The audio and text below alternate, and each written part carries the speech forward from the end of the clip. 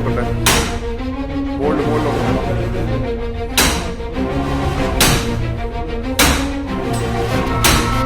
அந்த வீட்டை எதற்காக உடைக்கிறாங்க?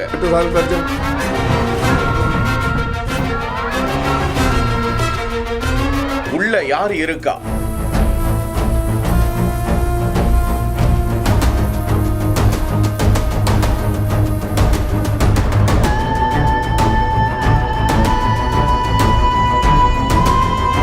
வேக வேகமாக உடைத்து உள்ளே செல்லும் தீயணைப்பு துறையினர். வீட்டில் இருக்கிற எல்லா கதவையும் உடைச்சு உள்ள போறாங்க. உள்ளே கண்ணீரோடு குழந்தையோடு தவித்த குடும்பத்தினர்.